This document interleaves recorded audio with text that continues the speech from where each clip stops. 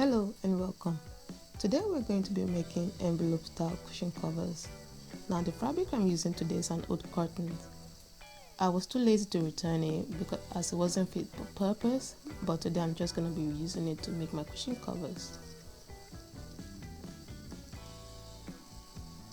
Now the cushion I'm working with is measured at 22 by 12 inches.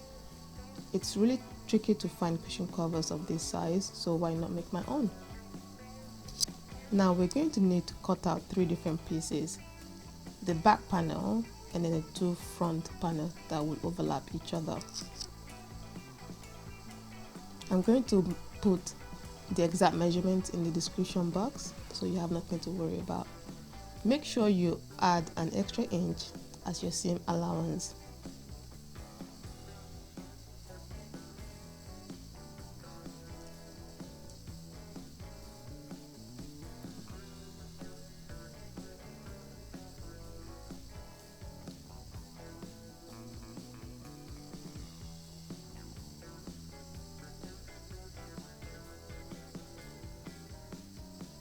Since I do not have a ruler, I'm going to use the tape measure to mark out where I will cut to make it as precise as possible.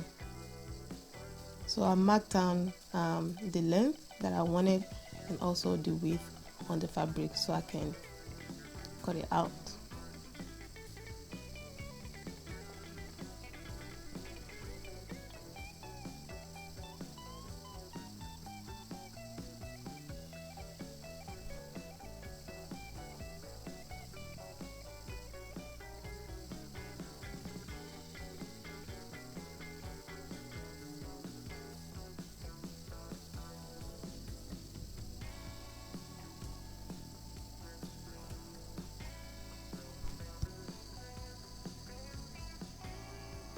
Now that we have our 3 pieces, the 2 front panels will need to be hemmed. Notice that I already have a hemming in place from the curtains, so now I only need to hem one part of the front panel. I decided to go ahead and use a double fold to encase the frail ends of the fabric. This is just to stop it from unraveling and also to make it look neat. Make sure to do back stitching at the beginning and at the end of each of your sewing.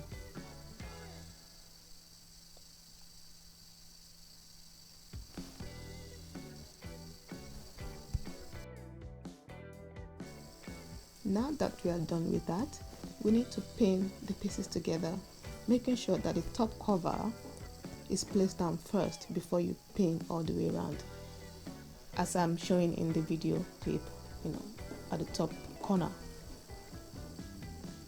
So the part that is going to form the overlap on the outside needs to be laid down first before you lay on top the lower part of the overlap, and then you pin all the way around before you take it to your sewing machine and sew all the way around. I hope that makes sense. I decided to do a zigzag stitch all the way around to stop my fabric from unraveling.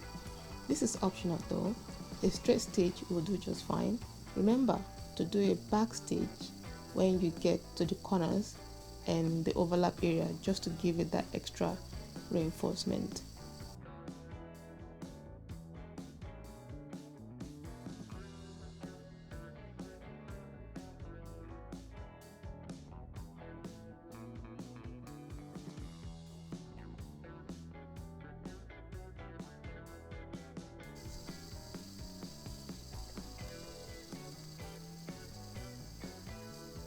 Now that we are done with the stitching, we are ready to turn our cushion covers inside out and test it out.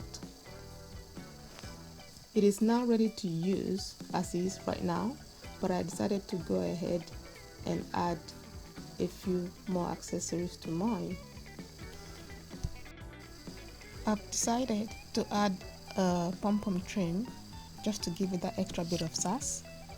So when you're doing this, you have to remember not to sew short your cushion cover opening.